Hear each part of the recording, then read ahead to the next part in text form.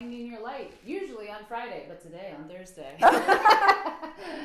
But I'm super excited. This is where we go through modalities, introduce you to people, and find ways for you to shine brighter. I'm super excited. This lovely lady was actually in town. We were supposed to do this via the internet tomorrow, but Amber let us know that she was in town, so I'm excited that we get to sit down. This is Amber Capone. Her and her husband Marcus started VETS. We'll go over all of that. But I just want to thank you first off for taking some time out of, I know, your hectic schedule to come and just share some time and space and really share your message and passion with our tribe so that more people can be educated on the amazing work that y'all do. Thank you. Of course. Thank you for the opportunity. Of course. Do you want to do like a brief intro on yourself and VETS? Sure. So I'm Amber Capone. I'm the co-founder and executive director of VETS, which stands for Veterans Exploring Treatment Solutions. I am the wife of Marcus Capone, who's a retired Navy SEAL. And after he transitioned, during the last couple of years of his military service leading into his separation and transition out of the military, life just got really, really, really difficult. And so as the years passed and the challenges escalated, I took matters into my own hands and stopped listening to doctors who were just writing him prescriptions and decided that we had to get, we just had to get a little creative if we wanted to stay together. And if we wanted, honestly, I thought I might lose him. Yeah. So, which is a real, that's a real thing to be scared of, given oh the my amount gosh. of suicide. Yeah, it was terrible. And, when your back is against a wall, you just kind of like do whatever it takes. Yeah. And I found psychedelic-assisted therapy. One of our friends had done it, and, it had been having a really remarkable turnaround in the days following. And so I approached Marcus about this, and at first he was reluctant, but after a year or so of trying all these other things and getting so frustrated, I knew that his time and hope and effort was dwindling and time was running out. Yeah. What was his initial apprehension about it when you brought it to him? Because obviously y'all are all suffering. That's the one thing that I think is beautiful about one part of the work you do is you really are treating the families, because it's not, yes, of course the veteran is suffering and they're in the midst of crisis, but that co-creates crisis for everyone in the family, your children, the wife, their parent, like every person in the unit. So he knew his current regime probably wasn't getting him what he wanted, but what was his apprehension with trying psychedelics at that point? Well, first of all, leaving the United States, it was like, how can healthcare outside of the United States be better than what's offered here? So there was that. And then there was just the stigmatization of, well, that's drugs, and I don't do drugs. I've never done drugs. I won't do drugs. I don't associate with people. It's weird.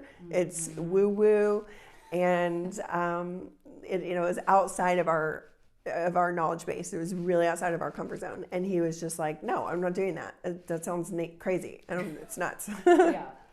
And I know, I would love to kind of explore your background a little, because I know given kind of how you grew up, you also had some apprehension originally, kind of based on your spiritual beliefs and some other stuff that you had coming up. So can you kind of give your background and kind of, understanding of where you were then and where you are now in regards to how psychedelics fits into your faith, which I think is a really important conversation that a lot of people have apprehension about using psychedelics, because what God is God and what is this, and how could psychedelics lead to spirituality? And right, it's really interesting. I have had a whole reckoning. I know, which I love that you're so public about it, because I think it's an important conversation. Yeah, there were a few different conviction points along the way, and once I decided to just let the floodgates open and really come on board with this and speak out publicly about it, keeping my faith out of it was something that just it didn't resonate with me. Yeah. My faith has always been a huge part of my life. I feel like I was praying for a solution, and all along, I was praying and feeling that I was finding rootedness and clarity, but my whole life was spinning out of control. And it led me to remember this one other therapy. I had decided to leave Marcus, actually. I had, come to the conclusion that this was not sustainable and told my parents that I was making an exit strategy. I didn't want to make it, a huge deal because I felt like he was a ticking time bomb. And in doing that, I knew that this could have potential repercussions for myself and my children for the rest of our lives. And that was a lot to sit with. And so I remembered during a quiet time that we had this friend, and I hadn't talked to Marcus about this in a while. And so I reapproached him about it. And we were so desperate at that point that I really, I was leaning into my faith, but I really wasn't making the connection that this could in any way be an answer to prayer. I wanted some relief. I wanted to know that I tried everything. And I was raised very conservative, and this was a lot for me, but I had gotten to a point of being so desperate that I didn't care. Yeah. And then when Marcus did the therapy and it was so impactful, I had this major personal fallout within myself of what have we done? This is bad. This is drugs. This is not being of sound mind, and everything that I had been conditioned to believe really came rushing to the surface, and I felt fear and shame and guilt. And then, at the time I was working with a therapist who was also a Christian, and she was like, let's just rewind this whole thing and go back to the most basic level. Was your prayer answered? And I'm like, yes. What was Marcus's intention going into it? That he would heal. She goes, you could abuse a bottle of Tylenol. His intention was pure. Did it save his life? Did it save your marriage? Did it save your family? Yes. It's like, that's not bad, and then it's a plant. It's this particular treatment was a plant, and who am I to put God in a box and say what the purpose of that plant might have been? That plant's good, that plant's bad. Right. Yeah. So throughout the course of probably 6 or so weeks following his treatment, and of course in the years since, I have seen this work in the lives, break bondages, keep families together, take someone from complete suicidality or previous suicide attempts to living a full and fruitful life. I have seen veterans come off of handfuls of medication. I have seen alcohol addiction be broken. I have seen opioid addiction be broken.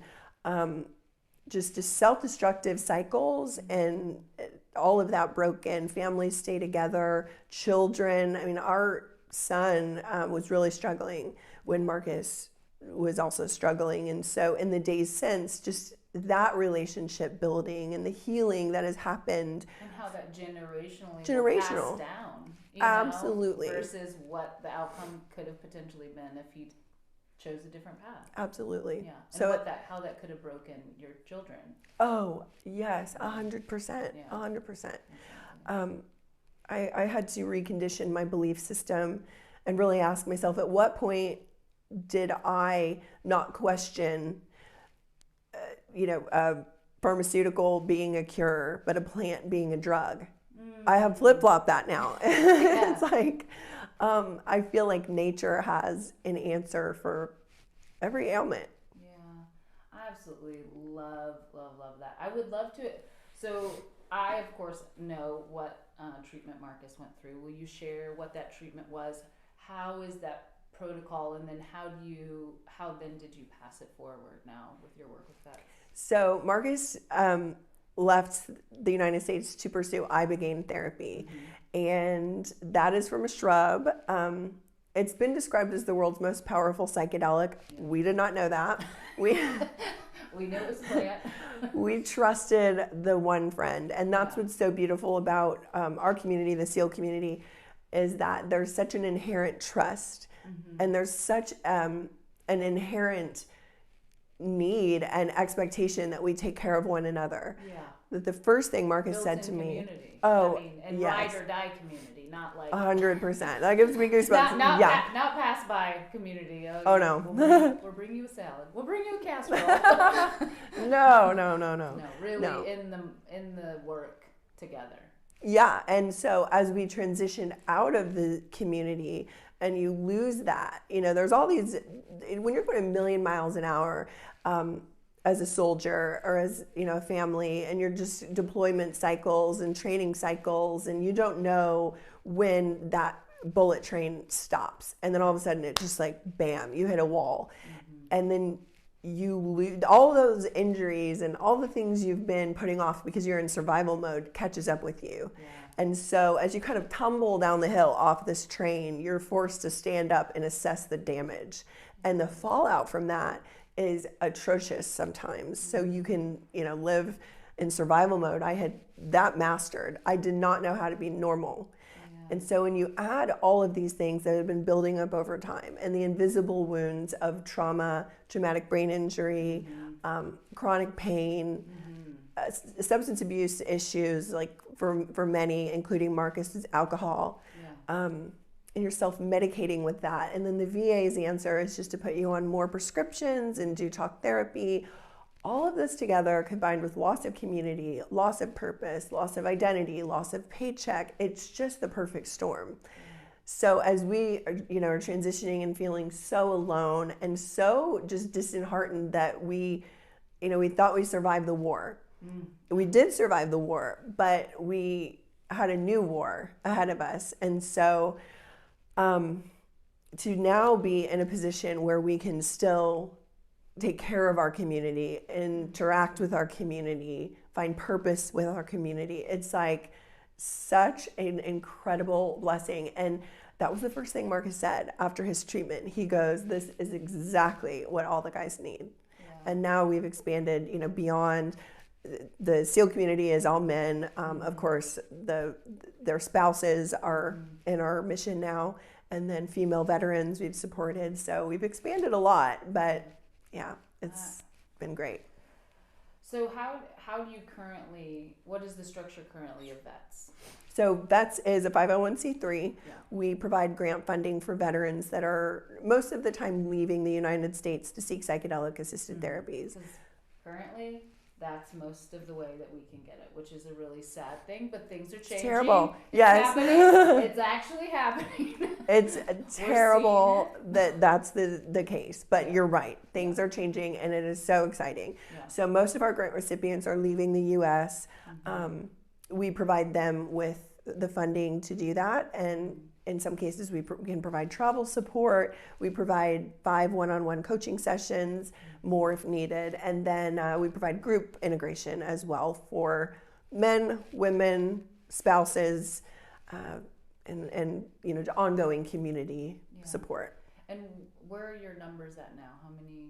So I think we've surpassed 350. Amazing. On our way to 400. Yeah, we support anywhere from 10 to 20 veterans per month and spouses per month. That's beautiful. So what are y'all looking at projecting forward? How's it playing out right now? Well, in 2020 we were able to reach 110 veterans. We did a grassroots effort leading into VETS. So, there for a while it was like, well, we wanted to help our friends, but we didn't necessarily know where this was headed. We were also very reluctant because it felt too good to be true. And so we were like, well, we don't want to put our names on something that may or may not work for everyone and may or may not last. We had no idea. It just seemed like, we don't want to jinx this. So it started out as an effort to help our friends, became their friends, and it's just organically grown from there. We wanted 12 months to go by and 12 other veterans to have the same experience as Marcus did, and then we would think about speaking out. Yeah. But unfortunately, at the 11.5-month mark, one of my best friend's husbands took his life, and it was just, I immediately was just so convicted at his memorial service. I was just like, well, we don't have a choice anymore. Here we go outside of our comfort zone, and we're just gonna do this. we set a next goal of 100 special operations veterans in research. We completed that, and during that time frame, I started laying the groundwork for VETS. So our first year, we helped 110 veterans, our first technical year. This year, we're on track to help about 150, and then we'll just incrementally increase from there. That's wonderful. Yeah. What kind of coaching and integration work are the guys doing? Because as I know Marcus has spoke on, like Ibogaine was kind of the catalyst and it was the tool, but then he actually had to come back and now had to work on what is your life? How do you rebuild the life that you want? Exactly. Most of the healing happens afterwards. Yeah. So Marcus was a breacher in the SEAL teams, and it just gained access for so many others behind him. Yeah. This breaches your life and allows access for so many other possibilities. So what we've seen over the last 4 years is that if someone has the opportunity to hit that reset button and they take advantage of the coaching and the lifestyle interventions that we recommend on the back end, they really have a high likelihood of completely changing the trajectory of their life. So the coaching one-on-one sessions, minimum of 5. It's usually a couple of sessions before and a few sessions after. Yeah. Some have really significant trauma that is uncovered in these experiences, and so more sessions are required. But it's our coaches are incredible, and they're just doing everything from helping set intentions and manage expectations. They answer basic questions like, what do I take? What do I wear? What is this? Right. And then on the back end, it's like one of the coaches said to me, it's like unpacking the souvenirs that you have collected on your life's most meaningful journey. And so making sense of all of the things that you're unpacking, and then determining how you can best shift and live a more meaningful, fulfilling life on the back end. Can you share a few of, you don't need to just share success stories, but what is the real impact that this is happening? I know what it's had on Marcus, but for these hundreds of guys now that guys and ladies that you've worked with, what is the real life impact of those? Oh my gosh, people? It is like multifaceted. Yeah. So I think that at the most basic level, there are 4 key areas of healing that are happening. And so there's nothing that exists that can hit all 4 areas so effectively and so quick. It's psychological healing. For a lot, it's going back to childhood, whether it's bullying or sexual abuse or anything that shaped us as children. Psychedelics are so effective at unpacking that repressed trauma, war trauma. And then there's physiological healing. We have an emphasis on TBI. We don't really understand exactly what's happening in the brain, but we hope to fund research that can better show that. There's a spiritual component that, I think that being deployed to a combat zone, there's just, sometimes there's just some lingering darkness that is cleansed or they just come out feeling lighter. And then the addiction piece. So a lot of our grant recipients are seeking Ibogaine, not that they're going in with full-blown addiction, but they might abuse alcohol or something, and that tends to no longer be an issue. So those 4 key areas are really where it's at. Yeah. And then on the residual effects from dealing with those 4 areas, ripples out into the spouse, into the children, into the community. And then amongst the veterans or community members within our network, it's almost become competitive. Like health hacking or how awesome are you doing? Exactly. It's like attaining optimal states of health and functioning. And so, to have someone that's considered tip of the spear or, a super amazing operator to come back to that status or greater. Marcus was always, in my eyes, phenomenal. Now he's like, well, if I do intermittent fasting, will that give me another edge? If I do hormone replacement, will that give me another edge? Yeah. He's never been like that. Yeah. So it's great. Yeah. Yeah. And then, of course, it's like when they heal and then they finally find purpose again and Yes. they're connected again, and then all of a sudden somebody who was at the peak and then at a trough and now is at the peak again, and then what that does for kind of their whole family unit, and then finally the wife can breathe and the children have space to connect with their parents, which I think, is a huge thing that I heard you speak on, is like that connection again that he has with the kids is like finally being able to sit with them, be with them. Right, because they've already been through so much. Like these They've children, exactly. These children are the unsung heroes of the military community, I feel. It's, I remember having, in third grade, someone that went to my grade school had an uncle in the Iraq War. And I remember thinking as a child, that is so scary that her uncle went to war. And I just remember my mind going and feeling like, oh, that's so scary. What if that's your dad?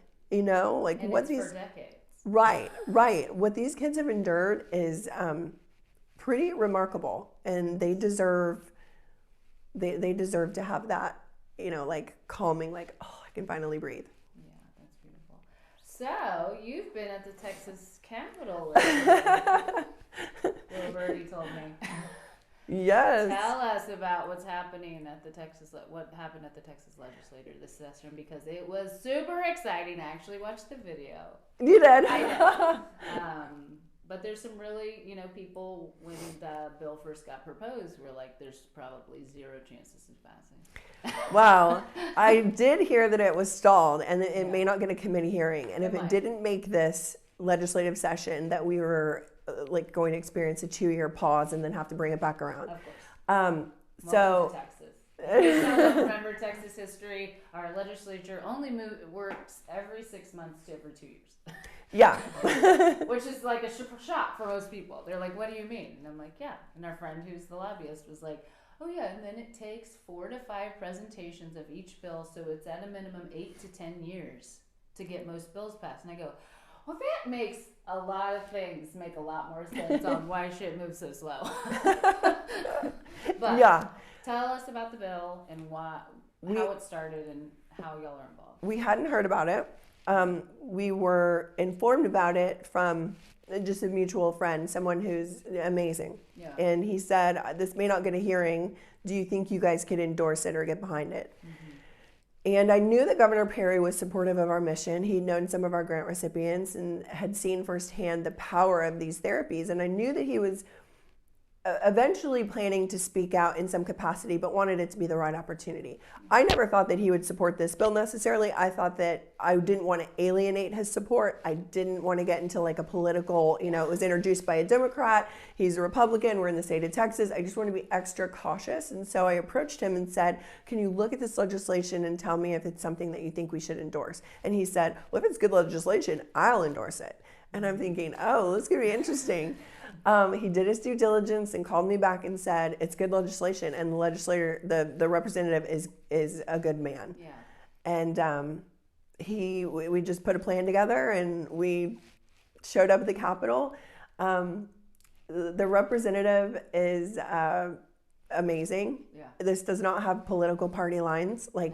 I'm looking at him as a human. I'm looking at Governor Perry as a human. I'm looking at all of the veterans that came to support this as a human, and realizing that we united over a human cause. It's not a Republican or Democrat or red or blue. It had amazing bipartisan support. Amazing. That's why everybody was like, because as we all know, everybody can politicize everything and make it into this party stance. Right. And it really was that legislator, who of course his name is escaping me, from Representative Alex Dominguez from Brownsville, Texas. From South Texas, who really, he's never done a psychedelic in his life, but he said, all my constituents are killing themselves. All of my veterans, the rate of suicide in our area is insane, and we have to find a solution, or at least start as as a community and as a state working towards a solution. Yeah. Yeah. He was a prosecutor too. Yeah. And so he would see veterans coming in with, just the same sorts of criminal type things. DUI, and domestic abuse. Right. And he's thinking like, we're failing our veterans because the treatments are not working. And so he was elected and did something about it. And I totally respect him for doing it. So yeah, we all came together, and I was honored to be part of that. We brought some really amazing veterans alongside us. It passed 2 committees unanimously. It had overwhelming support, hardly any opposition, and it's passed. So the bill is passed. It's now whether Governor Abbott will sign it. Yeah. My hope is that Texas will show on a national stage how veteran friendly this state is and how the state takes care of its veterans. It's one of the reasons why we moved here. So I feel like when lawmakers know better, they do better. And what I've realized in this process is the science is great, and the science always has to be there, but when you have the right voices that are like able to stand there and convicted, just say, this saved my life, we need to do more for our veterans, everyone can come together around common sense. Yeah, and I think it's just so important. So the bill, if I understood it right, it initially is to just set up a research study to study how psilocybin can help with veterans and potentially other psychedelic medications. Is that correct? Yes. In essence, it appoints the Health and Human Services Commission to oversee a study between Baylor Medicine and the Houston VA. Yeah.